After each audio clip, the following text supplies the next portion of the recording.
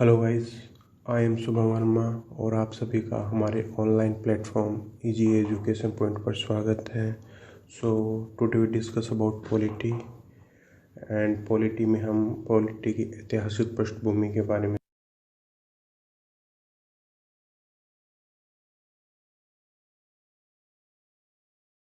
1600 ईस्वी में आए थे। ओके, उनका भारत में आने का मकसद स्टार्टिंग में व्यापार से रिलेटेड था।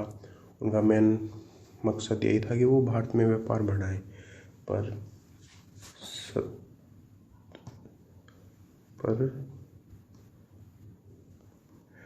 1765 ईस्वी में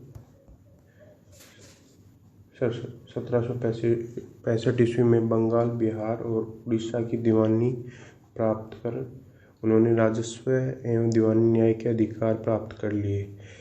मतलब उन्होंने टैक्स और रेवेन्यू के अधिकार प्राप्त कर लिए वहाँ पर। ओके, और यहीं से इनके भारत में क्षेत्रीय शक्ति बनने की प्रक्रिया प्रारंभ हुई थी।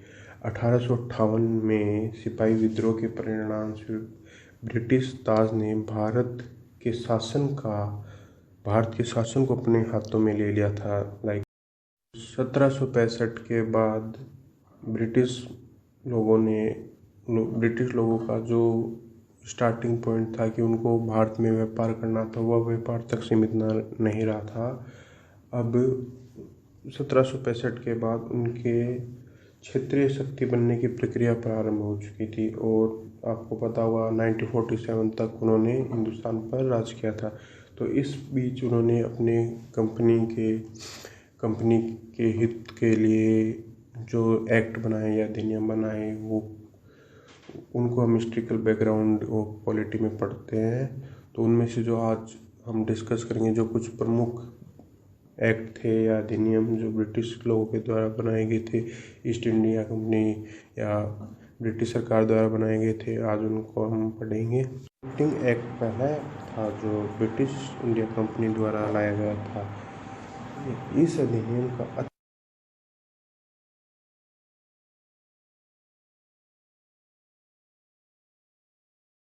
नियमित और नियंत्रित करने की दिशा में ब्रिटिश सरकार द्वारा उठाया गया यह पहला कदम था।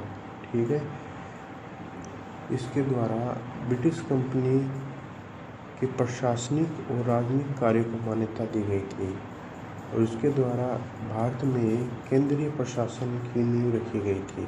ठीक है, और इस एक्ट की जो प्रमुख विशेषताएं हैं वो कुछ ऐसे हैं, जैसे कि उस टाइम जो इस एक्ट से पहले जो बंगाल का गवर्नर होता था उसको बंगाल के गवर्नर के नाम से जाना जाता था। इस एक्ट के आने के बाद उसको बंगाल का गवर्नर जनरल पद नाम दिया गया। ठीक है, और पहले governor general Lord Warren Hastings थे। ओके, याद रखना, लॉर्ड वारन हेस्टिंग्स थे। और इसके द्वारा मद्रास एवं बम्बई के गवर्नर बंगाल के गवर्नर के अधीन हो गए थे। ठीक है, गवर्नर जनरल के अधीन हो गए थे, गवर्नर जनरल हो गया था। जबकि इससे पहले सभी प्रेसिडेंशियल के गवर्नर एक दूसरे से अलग होते थे। तो ऐसा है कि इस एक्ट के आने के बाद जो बंगाल के जो गवर्नर जनरल था उसके पास ज़्यादा शक्तियाँ कंपेयर टू अदर इससे पहले थे, जैसे कि बम्बई और मद्रास। ठीक है, और इसके अंतर्गत ही कलकत्ता में 1774 में उच्चतम न्यायालय की स्थापना की गई, जिसमें मुख्य न्यायाधीश और 3 अन्य न्यायाधीश थे। ठीक है, इसके तहत कंपनी के कर्मचारियों को, जो कंपनी के कर्मचारी थे, उनको निजी व्यापार, जो उनका स्वयं का व्यापार होता था, निजी व्यापार और भारतीय लोगों से उपहार एवं रिश्वत लेने पर रोक लगा दी गई।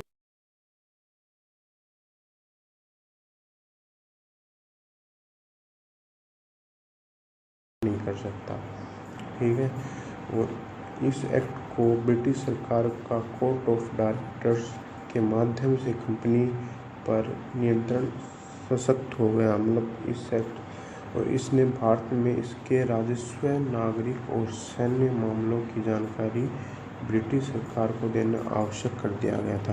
कि इससे पहले जो इंडिया कंपनी थी, ब्रिटिश ईस्ट इंडिया कंपनी थी, उस पर कोई वो दबाव नहीं था कि वो अपनी जो ब्रिटिश सरकार उसको डिटेल्स दे ये सब। पर इस एक्ट के आने के बाद में डायरेक्ट सीधा सीधा ब्रिटिश सरकार का कंट्रोल हो गया था ब्रिटिश ईस्ट इंडिया कंपनी पे। अब उनको कंपलसरी था कि वो नागरिक और सैन्य मामलों की जो भी जानकारी है वो ब्रिटिश सरकार को दें। तो कोर्ट ऑफ डायरेक्टर्स कंपनी की गवर्निंग बॉडी कहते हैं के माध्यम से कंपनी पर नियंत्रण स्थापित किया गया था। ठीक है, सो ये प्रमुख विशेषता एक्ट की ये प्रमुख विशेषताएं जो आपको अभी बताई, आप इनको लिख सकते हैं। एक बार फिर से देख लेते हैं इनको जल्दी से। बंगाल का गवर्नर जो बन गया बंगाल का गवर्नर जनरल, प्रथम बंगाल के governor general Lord Warren Hastings. 1774 में उच्चतम न्यायालय की स्थापना। कोलकाता में कंपनी का निजी व्यापार व रिश्वत लेना बंद कर दिया गया। कोर्ट ऑफ डायरेक्टर के माध्यम से ब्रिटिश सरकार का कंपनी पर नियंत्रण हुआ। तो अब हम पढ़ते हैं पिट्स इंडिया एक्ट जो 1784 में लाया गया था। ठीक है, इस अधिनियम की कुछ विशेषताएं थीं जो इस प्रकार थी। लाइक कंपनी के राजनीतिक और वाणिज्यिक कार्य को प्रत्याह कर दिया गया। मतलब जो कंपनी के जो राजनीतिक से रिलेटेड कार्य थे, जो शासन से रिलेटेड कार्य थे और व्यापार के कार्यों को अलग कर दिया गया था इस एक्ट में। ठीक है, तो और इसी एक्ट से द्वैध शासन की व्यवस्था का आरंभ किया। तो आप समझ गए होंगे, एक तरफ राजनीतिक को अलग कर दिया, एक तरफ व्यापार को अलग कर दिया, तो सिंपल है, द्वैध शासन की व्यवस्था का आरंभ किया गया था। ठीक है, कंपनी के व्यापारिक मामलों की अधीक्षण की अनुमति तो दी थी। कंपनी को जो व्यापारिक मामले थे अधीक्षण की अनुमति तो दी थी, लेकिन राजनीतिक मामलों के प्रबंधन के लिए नियंत्रण बोर्ड के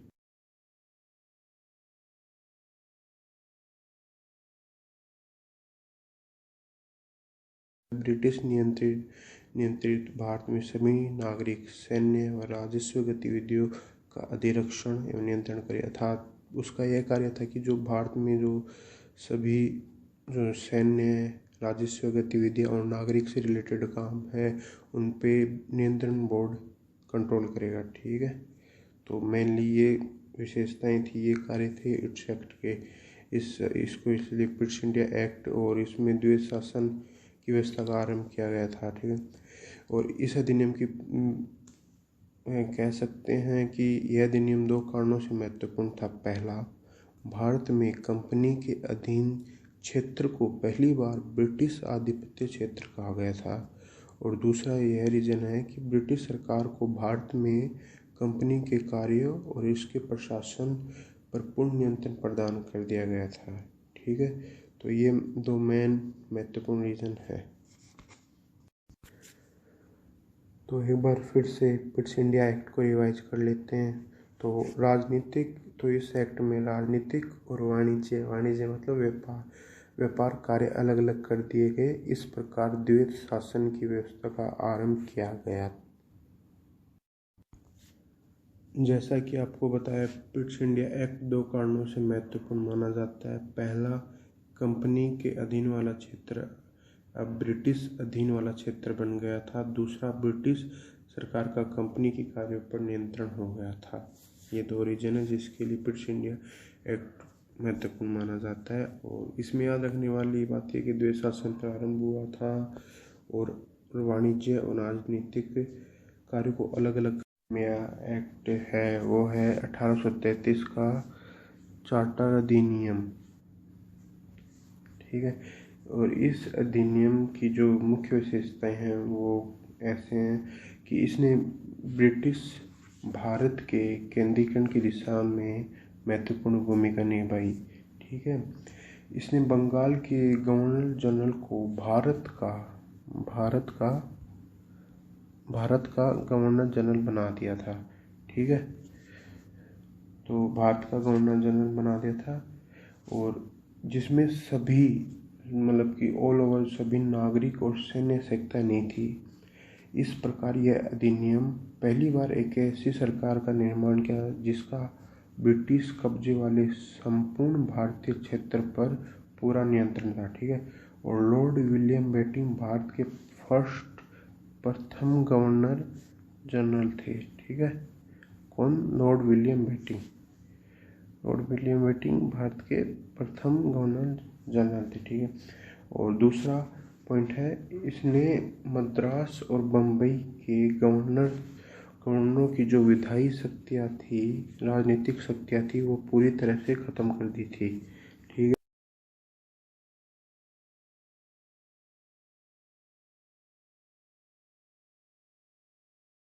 भारत के गवर्नर जनरल को दे दी गई थी, और भारत के प्रथम गवर्नर जनरल थे लॉर्ड विलियम बेटिंग, याद रखना। ठीक है, और भारत में विधायिका के असीमित अधिकार प्रदान कर दिए गए थे। किसको? भारत के गवर्नर जनरल को, पूरे ब्रिटिश में। ठीक है, और इसके अंदर जो नए कानून बनाए गए उनको नियामक कानून कहा गया, और नए कानूनों के तहत बने कानूनों को एक्ट या अधिनियम कहा गया था। ठीक है, और इसके अंदर जो व्यापारिक गतिविधियां की जाती थी उनको समाप्त कर दिया गया था।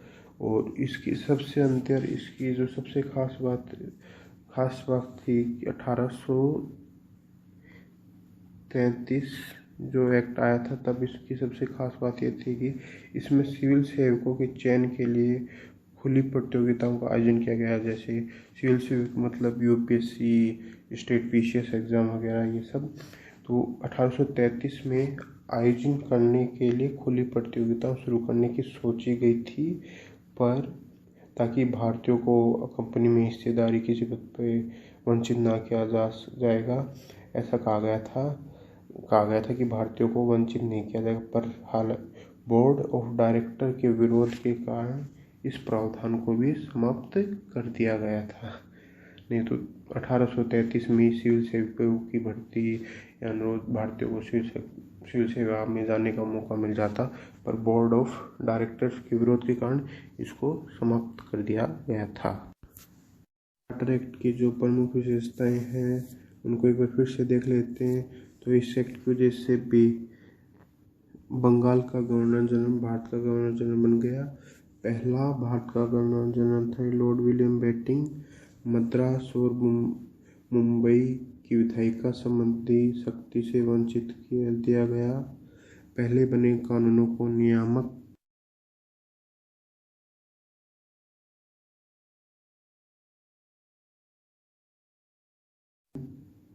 बना दिया गया। ठीक है, ईस्ट इंडिया प्रशासनिक निकाय बना। व्यापारिक गतिविधियां खत्म कर दी गई। सिविल सेवकों के लिए खुली प्रतियोगिता शुरू की गई, पर बोर्ड ऑफ डायरेक्टर के विरोध के कारण भारतीयों को शामिल नहीं किया गया, या फिर शुरू ही नहीं की गई। उन्होंने विरोध कर दिया क्योंकि ये रीज़न था कि अगर इससे भारतीय ऊंचे पदों पर ब्रिटिश अधिकारियों के साथ जाते, इस वजह से बोर्ड ऑफ डायरेक्टर के विरोध के कारण इसको कभी स्टार्ट ही नहीं किया गया 1833 में। नहीं तो तभी से भारत के लोग यूपीएससी तो सिविल सेवा में जाना स्टार्ट हो जाता, पर बोर्ड ऑफ डायरेक्टर के विरोध के कारण नहीं किया गया। तो बालकों, अब हम पढ़ेंगे 1853 का चार्टर अधिनियम। और इस अधिनियम की एक खास बात यह थी कि ब्रिटिश संसद द्वारा पारित किए गए चार्टर अधिनियमों की श्रृंखला में यह अंतिम लास्ट अधिनियम था। संवैधानिक विकास की दृष्टि से ये अधिनियम काफ़ी इम्पोर्टेंट है उनके संवैधानिक विकास के लिए, हमारी पॉलिटी के लिए। ठीक है, इस अधिनियम की खासियत क्या है, ये अधिनियम बाकियों से कैसे अलग है, तो अब हम वो देखेंगे। तो इस अधिनियम में पहली बार गवर्नर जनरल की परिषद के विधायी एवं प्रशासनिक कार्य को अलग कर दिया गया। तो इसके तहत परिषद में 6 नए पार्षद जोड़े गए थे, और जिन्हें विधान पार्षद कहा गया था। और साफ साफ बोले तो गवर्नर जनरल के लिए नई विधान परिषद का गठन किया गया था। ठीक है, जिसे भारतीय विधान परिषद या केंद्रीय विधान परिषद कहा गया। और यह जो इसकी जो छोटी शाखा होती थी वो एक संसद की तरह कार्य करती थी। और ये जो ब्रिटिश की संसद की तरह देखो देख अपनाई जाती थी, ठीक है। और इसमें जो इसका दूसरी जो विशेषता वो है कि इस जो जो हमने पीछे पढ़ा था ना, 1833 में जो चार्टर अधिनियम था, उसमें बात की गई थी कि सिविल सेवकों के लिए खुली प्रतियोगिता का आयोजन किया जाएगा, पर बोर्ड ऑफ डायरेक्टर के विरोध के कारण उसको नहीं किया गया, उसको समाप्त कर दिया गया। पर इस अधिनियम में 1853 में सिविल सेवकों की भर्ती के एवं चयन हेतु खुली प्रतियोगिता की व्यवस्था का आरंभ किया गया। इस प्रकार विशिष्ट सिविल सेवा भारतीय नागरिकों के लिए भी खोल दी गई थी, पर इसके लिए 1854 में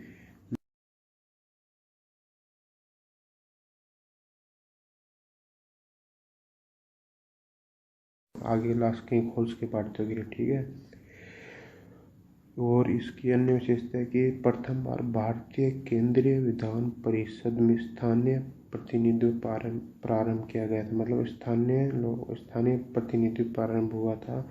गवर्नर जनरल की परिषद में 6 नए सदस्यों में से 4 का चुनाव, मतलब जो 6 सदस्य होते थे उनमें से 4 नए सदस्यों का चुनाव बंगाल, मद्रास, बम्बई और आगरा की स्थानीय प्रांतीय सरकारों द्वारा किया जाना था, ठीक है। तो इस एक्ट की ये कुछ खास विशेषताएं थी।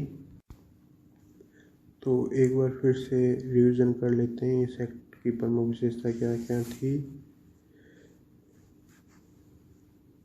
विधान और प्रशासनिक कार्य अलग अलग कर दिए गए। 6 नए पार्षद बने थे। विधान परिषद बनी जिसने छोटी संसद की तरह कार्य किया।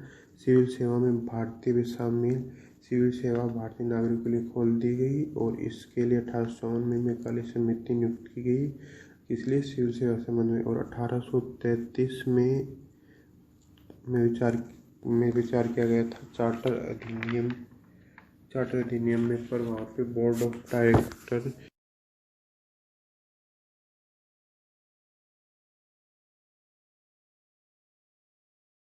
की वजह से 1853 के चार्टर एक्ट में शामिल करने की बात की गई थी। और 1854 में काली समिति की नियुक्ति की गई थी ताकि वो जांच के लिए शामिल करने पर 1854 में शामिल कर लिया गया था।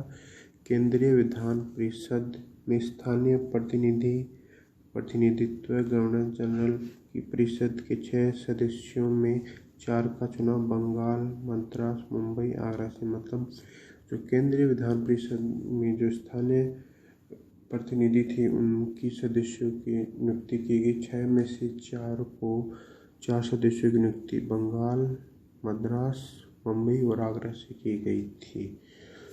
तो ये हमने जो एक्ट पढ़े हैं ये कंपनी के शासन के अंतर्गत आते हैं। जैसे कि आप सभी को पता होगा 1857 की क्रांति के बाद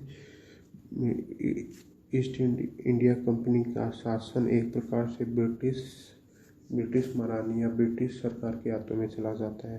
तो इसी प्रकार 1858 से 1947 तक जो एक्ट बनी उनको सम्राट का शासन कहा जाता है। और 1773 से 1858 तक जो एक्ट बने उनको कंपनी का शासन कहा जाता है। तो आज हमने कंपनी का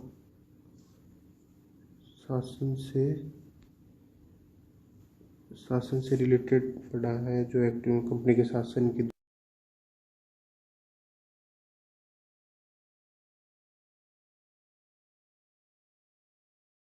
अंतर्गत जो एक्ट बने हैं उनको पढ़ेंगे। जो 1947 तक बने हैं तो उनको पढ़ेंगे। तो guys please like, share and subscribe this video if you like it. Okay, आपको जो अच्छा लगा वो बताइए और कुछ अच्छा नहीं लगा तो वो भी बताइए। We try to improve that. और हम सभी को पता है कि समय कैसा चल रहा है, तो घर पे रहें, सुरक्षित रहें, एक दूसरे की हेल्प करते रहें और सेफ रहें, मज़े करो, एक ही लाइफ है, मज़े भी करो। ठीक है।